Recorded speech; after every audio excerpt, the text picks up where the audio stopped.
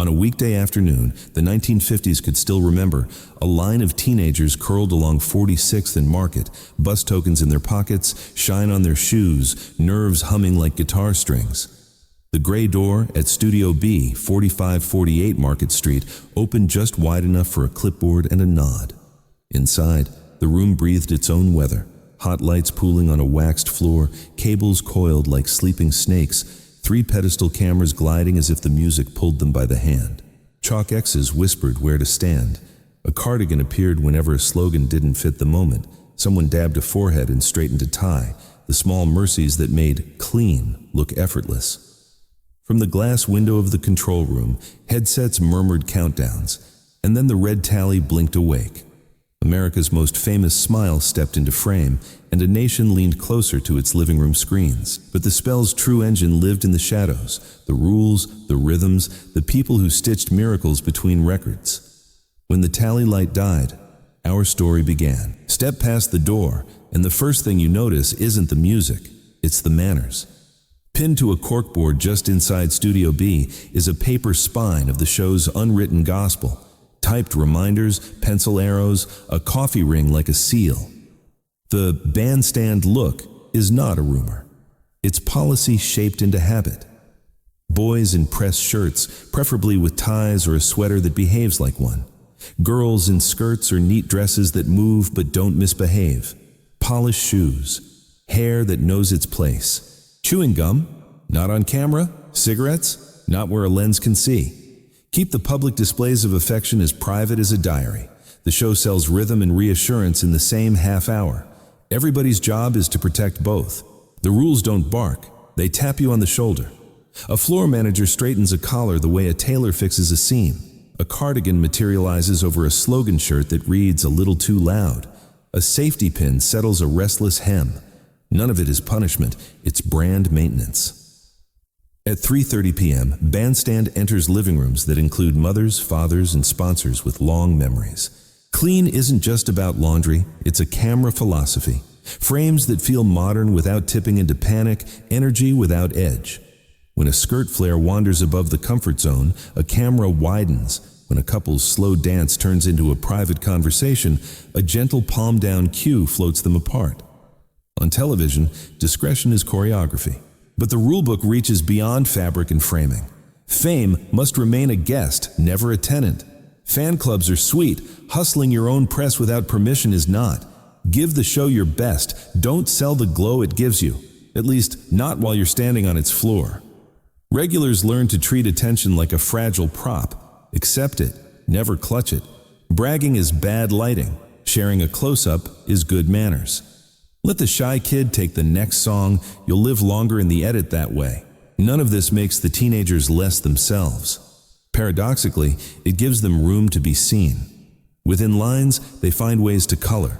A bow that's slightly bolder, a step that snaps right as the tally turns red, a grin that breaks through the lacquer of nerves. Crew and kids form a compact, bandstand first, individual second. And the payoff is a kind of public grace. The country thinks it's watching spontaneity. What it's really watching is craft, 1,000 tiny choices that make ordinary lives look effortlessly alive on air. The rulebook is invisible because it works. You only notice the net when someone falls. On most days, no one does. Before the music, there was the line. It formed in weather and in rumor, a living ribbon that learned to curl around 4548 Market like it belonged there. Coats over arms in winter, sweater sets in spring, the occasional varsity jacket doing its loud best to look casual. You could tell the first-timers by their posture. Too alert, eyes counting doors and windows. You could spot the regulars by the way the building seemed to lean toward them, as if it remembered their footsteps. A clipboard made the first cut. Names, schools, how often you'd been. Not a velvet rope so much as a delicate ecology. Mix of neighborhoods, balance of pairs and singles. A few dependable sparks who could lift a sleepy camera with one well-timed turn. Inside, the ritual was brisk and kind, a roll call that sounded like a bus route. Quick wardrobe triage, tie straightened here, hem pinned there, a spare cardigan from the emergency rack. The floor director scanned the room the way a band leader listens to a crowd. Who has grown since last week? Who brought a partner with new gears? Which rivals should be placed at opposite corners so their chemistry turns competitive rather than combustible. Placement wasn't about favoritism, it was about pattern. The dance floor was a clock face and a kaleidoscope at once, and television thrives when both are true. There were no speeches about etiquette. You learned by watching. Don't crowd the tally light. Share the square. If a dolly needs the lane, glide. If a cable loops your ankle, pivot and unwrap it with a smile. Veterans taught freshmen the informal grammar of the place, how to angle a turn so a camera could drink it, how to find the lens without staring it down. If you wanted to come back, you made yourself easy to place and impossible to ignore. Show up on time, respect the room, dance like you're happy to be invited again. Some kids flamed for a month and vanished. Some arrived quiet, then bloomed. The mythology of regulars wasn't just popularity, it was reliability. A regular was someone you could cut to in a pinch, who would hit the mark even when the record skipped, who could lift a lagging stroll by widening the smile and tightening the step. The floor had mentors, unofficial, unpaid, essential. They taught the small courtesies that make live television feel civilized. Offer your hand before the music starts, thank your partner when it ends, wave a newcomer into frame when you sense the camera's hunting a new face. At the door, the line kept forming. Word spread the way teenagers spread anything. Whispers in hallways, a note slid across homeroom. Come early, dress neat, be brave. The building would do the rest. If you made it through the gray door, you weren't promised fame. You were promised a chance to be part of a picture that moved. Proof, for 30 minutes, that ordinary kids could hold a nation's gaze and not blink. The floor looked simple because someone had done hard math in chalk. Before the first needle dropped, faint X's and arcs mapped a geometry the home audience would never see. Lanes for the stroll, anchor points for stand-ups, a soft no-go border around each pedestal's wheelbase. 3 cameras idled like tugboats at a dock, operators rocking on their toes, headsets murmuring a private metronome. Red tally lights were the only traffic signals that mattered. When one eye glowed, the floor learned to breathe toward it, not at it. Faces turned 3/4, steps angled so motion read without mugging. The floor director conducted without a baton. 2 fingers circling meant, give me a fuller turn. A flat palm sinking meant, settle, we're wide. A thumb's quick hitch said, drift left 2 paces so the sponsor panel doesn't get swallowed by the crowd. On the headsets, a soft canon of verbs. Ready 2, take 2, push, hold, and clear. The verbs stitched dancers and machinery into a single organism. Even the boom mic's shadow had choreography. If it threatened a shot, a quick re-rack and a half-step pivot turned a problem into a flourish. Camera 1 hunted faces. Camera 2 loved pairs in motion. Camera 3 lived for the long, breathing reveal that made living rooms feel like balconies. Lenses slid low for jitterbug knees and rose to shoulder height for cha-cha shoulders. Focus pulls were tiny acts of trust between operator and teenager. Hit the turn, I'll find the eyes, I'll make the turn look like music. A good cut is a kindness, the director liked to say, and on Bandstand kindness arrived on the beat.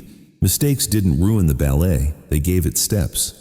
A cable loop kissing an ankle became a smile and a pivot, an elegant unwrap that read as play. A pedestal, nudging too close, taught partners to narrow their ellipse for 8 bars, and then bloom again. When the floor got crowded, veterans shrank their footwork and widened their faces. When it thinned, they did the opposite, trading small steps for traveling lines that filled the frame. Everyone understood the studio's physics. Light loves angles, lenses love contrast, rhythm loves air. The secret wasn't control for its own sake, it was generosity. The chalk kept collisions rare, so attention could be spent on joy. The cues prevented clutter, so spontaneity could read as clarity instead of noise. Viewers swore the pictures felt like they happened by themselves, as if America's teenagers had simply wandered into a camera's daydream. The truth was sweeter. Kids and crew learned each other's timing until the room behaved like a song. And when the tally blinked dark, chalk dust lifted from the floor like steam, waiting to map the next miracle. In the control room, music wasn't chosen so much as engineered. A chrome carousel of 45 sat beside a clock with a stern personality. Between them lived the show. Label reps pushed hopeful singles, charts whispered what America might be ready to love next, and a producer's pencil shaved seconds from the day until the half hour could breathe without wasting a lungful.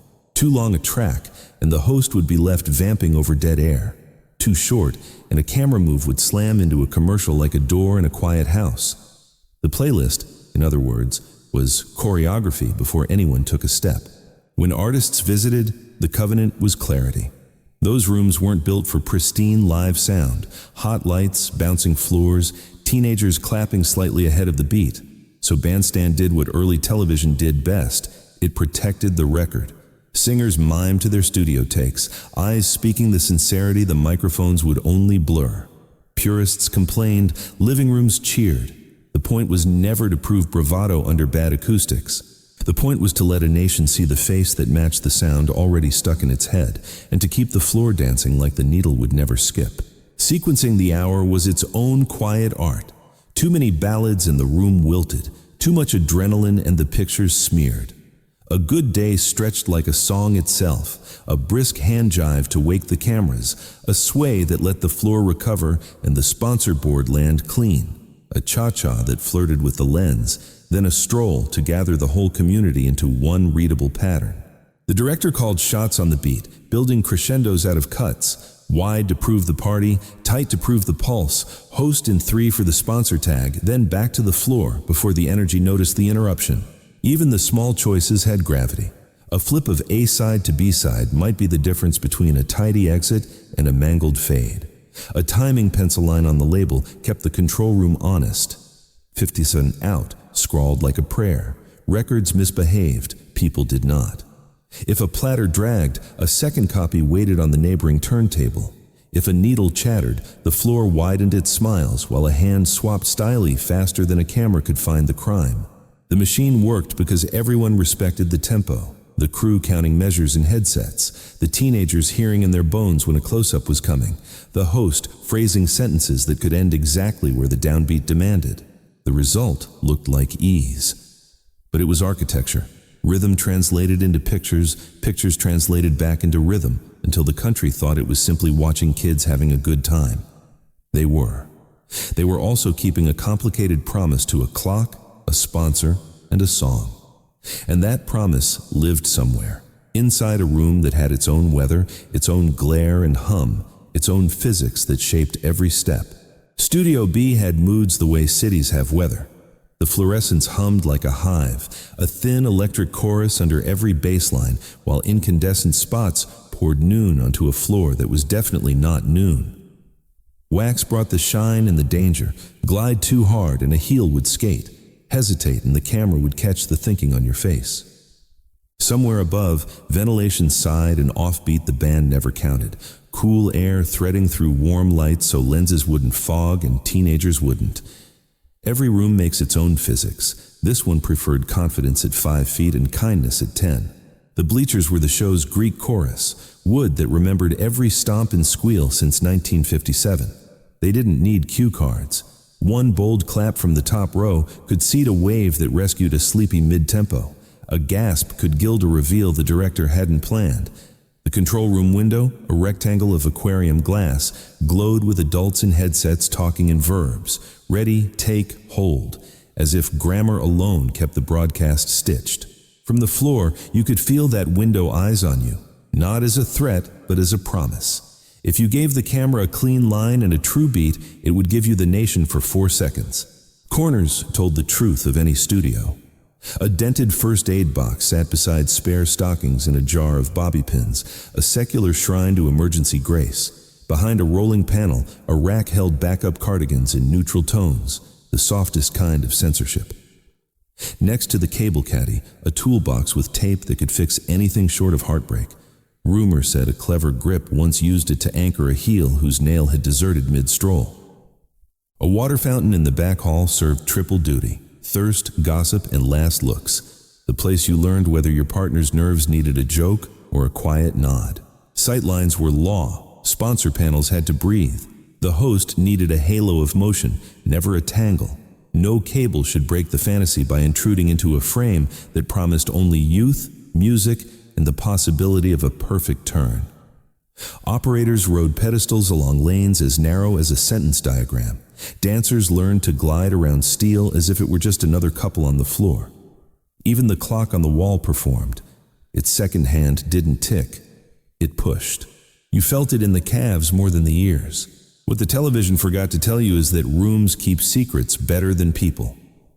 Long after the tally light slept, Studio B held a little of everyone. Rosin from a shoe, powder from a nose, a laugh that didn't make air. Heat, light, wood, and wax conspired to make ordinary kids luminous for exactly as long as a song could stand it. And when the door swung open to the street again, the room exhaled and reset, waiting for the next afternoon to teach America how to move. Stories grew in Studio B the way ivy finds brick, quietly at first, then everywhere you look. Rivalries were the studio's favorite spice, never cooked so hot they burned the broadcast. Two couples might circle each other all week in hallways and homerooms, then meet on the floor with grins that showed teeth only to the lens. A tighter spin here, a crisper break there, competition written in ankles and eyebrows. The crew understood this language and arranged the room accordingly. Keep potential fireworks at opposite edges when nerves are high. Seat them close on the bleachers when a camera needs that humming wire of attention between them. Nobody said rivalry. They said energy. Romances were gentler storms, the kind that changed the weather without tearing the roof. A hand lingered one beat longer after the stroll. A shy partner found gallantry in the act of offering the first step. A bouquet appeared as if grown from the metal of a locker, its note folded twice, because that's how secrets are kept. Television loves beginnings. Real life loves middles. The show learned to honor both without trespassing. If a couple drifted into a corner too private for 3:30 p.m., a floor manager's palm did what good chaperones have always done, steered youth back toward daylight. Fan mail was its own river, flowing through mailrooms and homerooms in equal measure. Letters smelled faintly of starch and ballpoint ink. They traveled from Nebraska farmhouses and Brooklyn walk-ups and places with names you could dance to: Tulsa, Mobile, Cheyenne. Some were simple adoration, a favorite sweater, a certain smile. Some wanted reassurance. Are you like this off camera? Do you still have homework? A few were odd, not dangerous, so much as deeply specific. Requests for a dance no one had tried since last spring. Promises of homemade fudge mailed to an address somebody's aunt thought might be the station. The show kept guards on that gate, answering with kindness and caution, protecting minors and keeping the fantasy from spilling into doorsteps. Fame inside Bandstand operated on etiquette more than volume. Don't preen in another's close-up. Say yes to the snapshot and let your eyes say thank you. If the host's question chooses your row, share the air. Lend it to the kid who never gets picked. Regulars became ambassadors in sweater sets and ties, teaching newcomers how to be seen without getting lost. The quietly radical lesson was this: you could be adored and decent at the same time. Now and then, the rule about not selling your own glow got tested.